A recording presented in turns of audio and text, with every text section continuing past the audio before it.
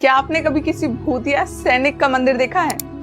ये बात 2012 की है, जब मेरे पापा की पोस्टिंग सिक्किम में हुई थी। ट्रेन से जाते वक्त बगल वाली सीट पर बैठे हुए अंकल ने बाबा हरभजन की कहानी सुनाकर रोमांचित कर दिया था। बाबा हरभजन उस भारतीय जवान का नाम है जो वीर गति को प्राप्त होने के बाद भी भूत बनकर अपनी ड्यूटी निभाता है। इस बात को अंधविश्वास बताने वाले लोगों के मुंह पर तमाचा खुद भारतीय सेना मारती है, जिन्हें बाबा पर इतना विश्वास है कि उन्हें बाकी सभी सैनिकों की तरह वेतन, 2 महीने की छुट्टी आदि सभी सुविधाएं दी जाती हैं। साथ ही उनके चमत्कार इतने प्रसिद्ध हैं कि नाथुला दर्रे के बीच 14,000 फीट की ऊंचाई पर उनका मंदिर भी बनवाया गया है। चीनी सेना भी इसके सम्मान में सर झुकाती है। हरभजन सिंह का जन्म 30 अगस्त 1946 को पंजाब के सरदाना गांव में हुआ था।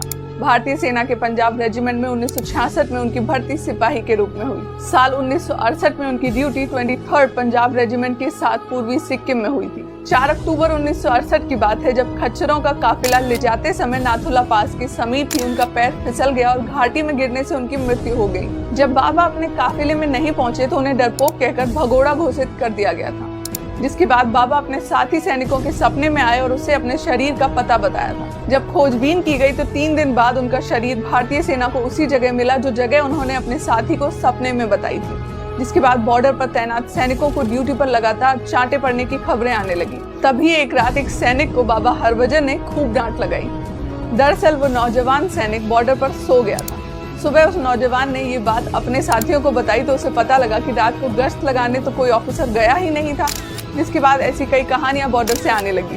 फिर एक रात वहां के कैप्टन के सपने में बाबा हरभजन सिंह खुद आए। उन्होंने वहां सपने में एक समाधि बनवाने की इच्छा भी जाहिर की थी, जिसके बाद 14,000 फीट की ऊंचाई पर जयलेब दर्रे और नाथुला दर्रे के बीच उनकी समाधि बनवा दी गई। मृत्यु के बाद भी बाबा हरभजन सिंह अपनी ड्यूटी निभाते हैं और चीन की सभी गतिविधियों की जानकारी अपने साथियों को उनके सपने में आकर देते हैं। सेना का भी बाबा हरभजन के प्रति इतना विश्वास है कि उन्हें बाकी सभी सैनिकों की तरह वेतन, 2 महीने की छुट्टी आदि सभी सुविधाएं दी जाती हैं। हालांकि अब बाबा हरभजन सिंह रिटायर हो चुके हैं। 2 महीने की छुट्टी के दौरान बकायदा ट्रेन में उनके घर तक की टिकट बुक कराई जाती है और स्थानीय लोग उनका सामान लेकर उन्हें रेलवे स्टेशन तक छोड़ने जाते हैं। नाथुला में जब भी भारत और चीन के बीच फ्लैग मीटिंग होती है तो चीनी सेना बाबा हरभजन के लिए अलग से एक कुर्सी भी लगाती है। बाबा हरभजन सिंह के मंदिर में उनकी तस्वीर के साथ उनके जूते और बाकी सामान को रखा गया है। भारतीय सेना के जवान मंदिर की चौकीदारी करते हैं और रोजाना उनके जूतों को पॉलिश भी करते हैं। वहां पर तैनात सिपाहियों ने कई बार ऐसा कहा है कि उनके जूतों पर अक्सर कीचड़ या मिट्टी लगी होती है और उनके बिस्तर पर सलवटें भी दिखाई पड़ती हैं। भारतीय सेना और लोगों का ऐसा मानना है कि बाबा हरभजन सिंह की आज भी यहाँ सूक्ष्म उपस्थिति है और वो देश की सरहद की रक्षा करते हैं। बाबा की स्टोरी पर कई ज्ञानी अपना ज्ञान देने आ जाएंगे, मगर उन्हें पता होना चाहिए कि भारत विश्वास और सभ्यताओं का देश है।